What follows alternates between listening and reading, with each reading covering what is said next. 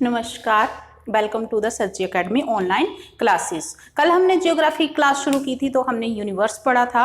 Universe, उसके बाद Galaxy पढ़ा था, गैलेक्सी नेबुला पढ़ा था, और उसके बाद आज हम शुरू करने जा रहे हैं stars, life of stars.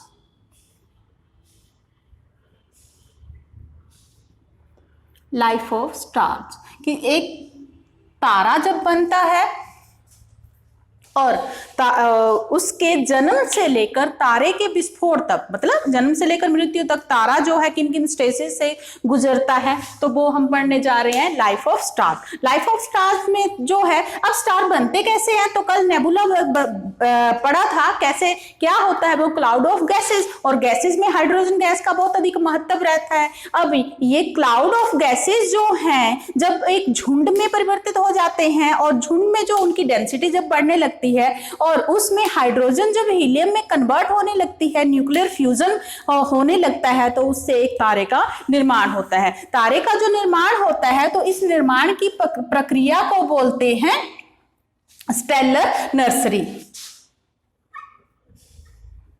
Stellar nursery. Stellar nursery gases के उन बादलों को कहा जाता है जिनसे जो है, जिनमें न्यूक्लियर फ्यूजन होने लगता है, नाभिकीय संलयन होने लगता है, फिर उनसे एक तारे का निर्माण होता है, वो होता है स्टेलर नर्सरी। हाइड्रोजन के बादलों से तारे के निर्माण की प्रक्रिया को स्टेलर नर्सरी कहा जाता है। अब तारा तो बन गया, तो तारे के निर्माण की जो प्रक्रिया है, सबसे पहले तारे का जो नाम दिया जाता है वो होता है प्रोटोस्टार। प्रोटोस्टार हिंदी में बोलते हैं आदि तारा। प्रोटोस्टार हिंदी में बोला जाता है आदि तारा। प्रोटोस्टार मतलब तारों के निर्माण की शुरुआत। हाइड्रोजन जब हीलियम में कन्वर्ट होने लगती है और गैसेस के जो बादल हैं एक तारा का रूप धारण कर लेते हैं, उसका नाम है प्रोटोस्टार। प्रोटोस्टार को हिंदी में बोलते हैं आदि तारा। आगे है colour of stars. Colour of stars, तारे के जो तारे होते हैं उनके जो रंग होते हैं वो उनके टेम्परेचर का प्रतीक होते हैं, उनके तापमान का प्रतीक होते हैं। कलर्स ऑफ स्टार्स, सबसे पहले है नीला तारा।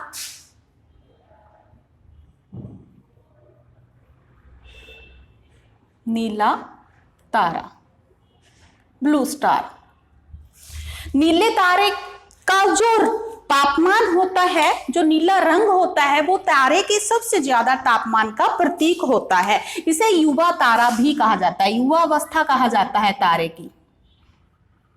तारे की युवा अवस्था, तारे की जब युवा अवस्था होती है, उसका टेम्परेचर जब सबसे ज्यादा होता है, तो वो होता है नीला तारा, ब्लू स्टार। उसके बाद है पीला और नारंगी तारा, येलो स्टार। पीला या नारंगी तारा।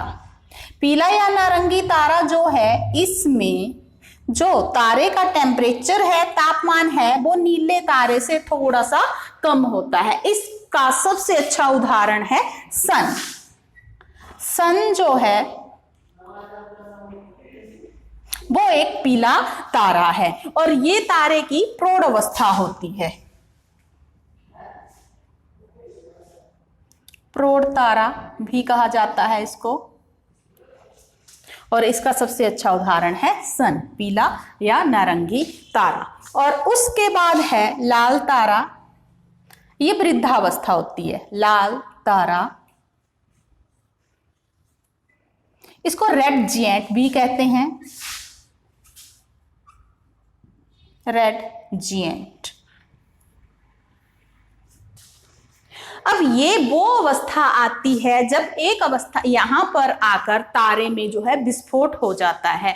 अब इस तारे में विस्फोट कैसे होता है, तो इसके लिए जो है अलग अलग कंडीशंस बताई हैं, और ये कंडीशंस किसने बताई हैं, तो सी चंद्रशेखर ने। सी चंद्रशेखर जो थे भारतीय मूल के वैज्ञानिक थे, तो उन्होंने बताई हैं। सबसे पहले तो उन्होंने तारे की लिमिट बताए।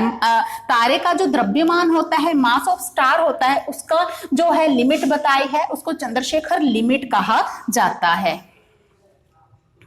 अब आगे है चंद्रशेखर लिमिट।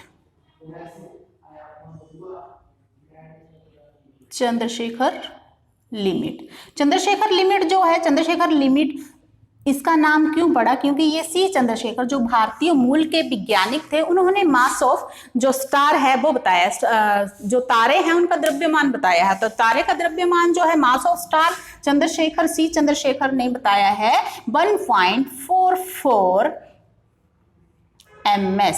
ms है मास ऑफ सन की। एक तारा जो है उसका द्रव्यमान जो है 1.44 मास ऑफ सन के अब बराबर होगा या उससे ज्यादा होगा, इसके लिए कंडीशंस बताई हैं चंद्रशेखर ने। तो कंडीशंस कितनी बताई हैं? 2 कंडीशंस बताई हैं। कंडीशन 1 है,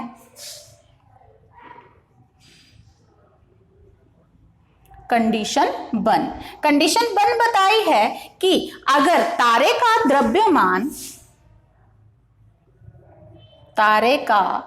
द्रव्यमान सूर्य के द्रव्यमान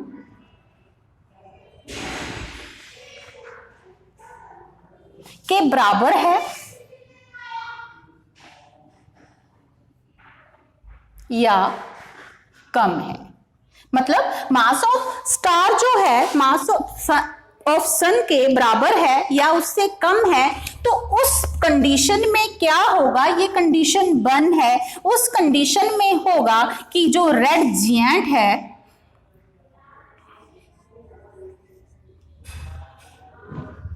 लाल दानव तारा भी बोला जाता है इसको हिंदी में, लाल दानव तारा जो है, रेड जिएंट जो है, ये व्हाइट ड्वार्फ में चेंज हो जाएगा। व्हाइट ड्वार्फ में क्यों चेंज होगा? क्योंकि इसमें जो है हीलियम जो है वो कार्बन में बदल जाएगा, अब आपने इससे पहले जो है वो पढ़ रखा है कि स्टार जो है उनमें न्यूक्लियर फ्यूजन होता है। न्यूक्लियर फ्यूजन क्या होता है? हाइड्रोजन हीलियम में कन्वर्ट होती है। तो हाइड्रोजन जब हीलियम में कन्वर्ट होती है तो हाइड्रोजन हीलियम में कन्वर्ट होकर सारी हाइड्रोजन हीलियम बन जाती है। उसके बाद हीलियम जो है वो भी कन्वर्ट हो जाती है, हीलियम जो है वो कन्वर्ट हो जाती है कार्बन में, और उसके बाद जो कार्बन है जब बड़ी ज्यादा मात्रा में हो जाती है तो वो हैवी मेटल में कन्वर्ट हो जाती है। हैवी मेटल मतलब जैसे कि लोहा है उसमें कन्वर्ट हो जाती है। तो उसी तरह अब इससे पहले हाइड्रोजन हीलियम में कन्वर्ट हो गई है, हाइड्रोजन हीलियम में कन्वर्ट होकर हीलियम जो है जब कार्बन में कन्वर्ट हो जाती है तो उसके बाद जो रेड जिएंट है वो क्या हो जाता है? व्हाइट ड्वार्फ में बदल जाता है। अब यहाँ पर जब कार्बन बड़ी ज्यादा मात्रा में हो जाती है तो कार्बन ज्यादा होने के कारण जो व्हाइट ड्वार्फ है वो ब्लैक ड्वार्फ में बदल जाता है, ब्लैक ड्वार्फ।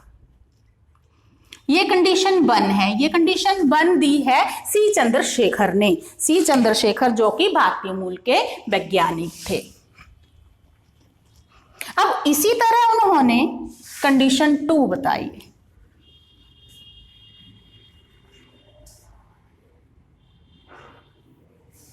कंडीशन 2 क्या बताई है कि अगर मास ऑफ स्टार, तारे का द्रव्यमान मास ऑफ सन सूर्य के द्रव्यमान से अधिक हो जाता है, ज्यादा हो जाता है, अधिक हो तो है कंडीशन नंबर 2। क्या होता है? तो जो ये रेड जिएंट है, लाल तारा है, उसमें एक विस्फोट होता है,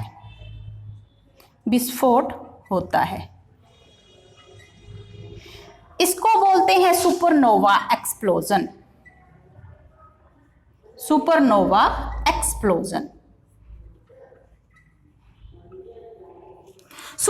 एक्सप्लोजन क्या है कि जब एक तारे का द्रव्यमान सूर्य के द्रव्यमान से ज्यादा हो जाता है तो उसमें क्या होता है? एक विस्फोट होता है और उसको ही बोला जाता है सुपरनोवा एक्सप्लोजन, सुपरनोवा विस्फोट। सुपरनोवा विस्फोट जब हो जाता है तो तारा जो है वो फट जाता है, उसमें विस्फोट हो जाता है, और तारे का जो विस्फोट होने के बाद तारे का जो सेंटर है उसमें जो सेंटर जो है बच जाता है, उसका कुछ हिस्सा बच जाता है। उसमें क्या है, डेंसिटी बढ़ने लगती है। डेंसिटी बढ़ने के साथ साथ वहां पर जो छोटे छोटे कण होते हैं, न्यूट्रॉन जो कहते हैं उनको, न्यूट्रॉन बड़ी तेज गति से जो है वो गति करने लगते हैं, घूमने लगते हैं और चक्कर काटने लगते हैं। इन्हीं को क्या बोला जाता है, न्यूट्रॉन स्टार।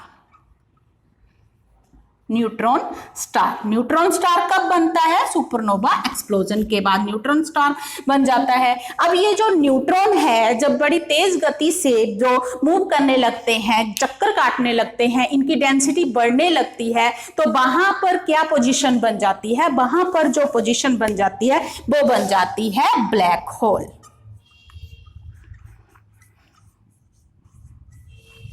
Black hole. अब ब्लैक होल क्या है, अगर पूछा जाए तो ब्लैक होल क्या है कि अंतरिक्ष में स्थित वह स्थान है जहां पर इतना ज्यादा घनत्व होता है कि उसमें से प्रकाश भी नहीं गुजर सकता, तो उसको क्या कहते हैं, ब्लैक होल। और ये सारा जो कंसेप्ट है मैसेज ऑफ स्टार है कि उनमें जो कंडीशन बताई गई है कि अगर तारे का तापमान सूर्य के बराबर होगा या उससे कम होगा तो क्या होगा कि रेड जिएंट जो है, लाल तारा, दानव तारा जो है वो व्हाइट ड्वार्फ में बदल जाएगा, क्योंकि हीलियम जो है कार्बन में बदल जाएगी। कार्बन जब ज्यादा हो जाएगी तो वो व्हाइट ड्वार्फ जो है वो ब्लैक ड्वार्फ में बदल जाएगा। और कंडीशन 2 जो है सी चंद्रशेखर ने कंडीशन 2 बताई है कि अगर तारे का द्रव्यमान सूर्य के द्रव्यमान से ज्यादा हो जाएगा तो उसमें क्या है, विस्फोट हो जाएगा, जिसको सुपरनोवा एक्सप्लोजन कहते हैं। सुपरनोवा एक्सप्लोजन के बाद जो तारे का सेंटर है, सेंटर में जो बच जाता है, वहां पर जो न्यूट्रॉन हो वो बड़ी तेज गति से घूमने लगते हैं, और उसके बाद जो है वो कंडीशन आ जाती है ब्लैक होल की। और ये सारी कंडीशन, ये सारा कंसेप्ट चंद्रशेखर लिमिट जो है, ये सारा कंसेप्ट जो है वो दिया है सी चंद्रशेखर ने। सी चंद्रशेखर ने इस सिद्धांत को, जो इस कॉन्सेप्ट को जो 1930 में इसका प्रतिपादन किया था, 1935 में फिर उन्होंने लंदन में जाकर अपने इस कॉन्सेप्ट का कॉन्सेप्ट को प्रसारित किया था, और उसके बाद 1983 में सी चंद्रशेखर को इसी कॉन्सेप्ट के लिए जो है नोबेल प्राइज दिया गया था। तो ये थी Chandrasekhar limit. Masses of star masses of sun के बराबर हो तो क्या होगा, और उससे ज्यादा हो तो क्या होगा। अब आगे है तारामंडल, कॉन्स्टेलेशन। तारामंडल,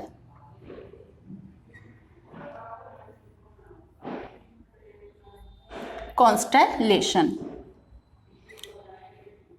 तारामंडल क्या होता है, ग्रुप ऑफ स्टार्स। कि ग्रुप ऑफ स्टार्स जो एक निश्चित दिशा में होते हैं और उनका एक निश्चित आकार होता है, तो वो क्या है, तारामंडल कहलाते हैं। और हमारा जो गैलेक्सी है उसमें जो तारामंडल है वो है 88 कॉन्स्टेलेशन, 88 तारामंडल। 88 तारामंडल में जो कुछ हैं थोड़े जो नाम जो तारामंडल के वो हैं, सबसे पहले है Ursa Major. Ursa Major, Ursa Major क्या है, उर्सा मेजर एक लैटिन का शब्द, भाषा का शब्द है। उर्सा मेजर का जो मीनिंग होता है वो होता है एक बहुत बड़ा भालू, ग्रेट बियर, ग्रेट बियर। और उर्सा मेजर में जो तारामंडल है उनमें जो तारे हैं उनमें जो फेमस है वो है सप्तऋषि तारामंडल, ग्रुप ऑफ 7 स्टार्स, सप्तऋषि तारामंडल। सप्तऋषि तारामंडल जो है 7 तारों का समूह है।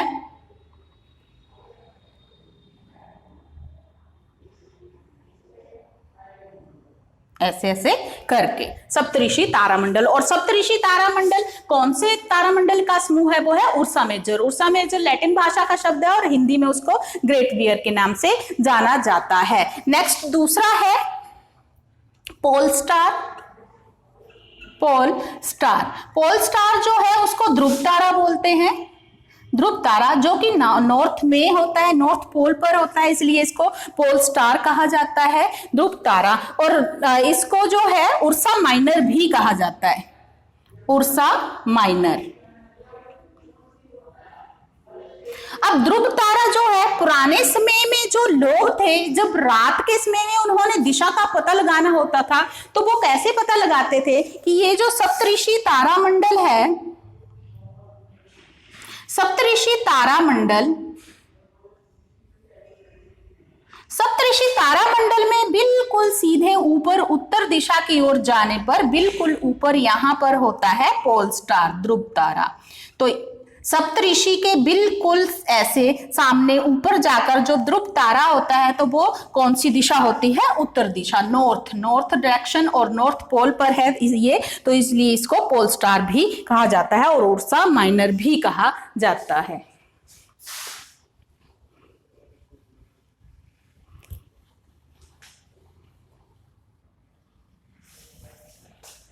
आगे जो है वो है Orion.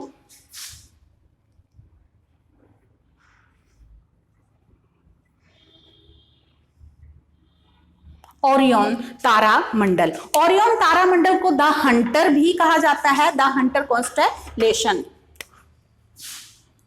The Hunter. The Hunter क्यों कहते हैं? क्योंकि इसकी जो शेप है वो ऐसी है कुछ,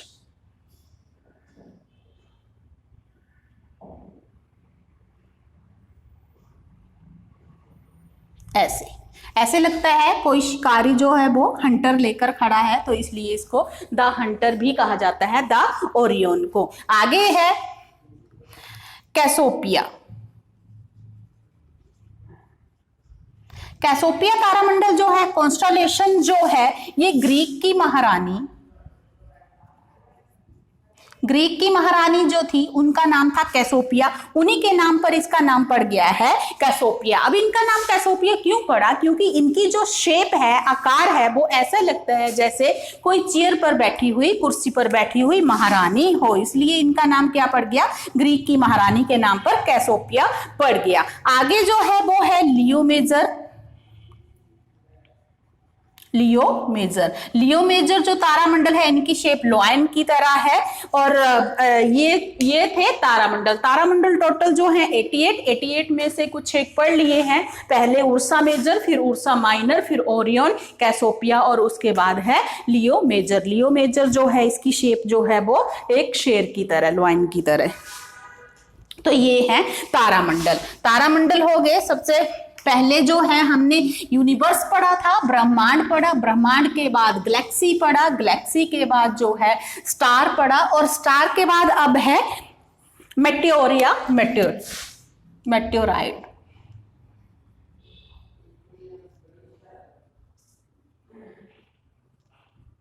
मेटेओराइट,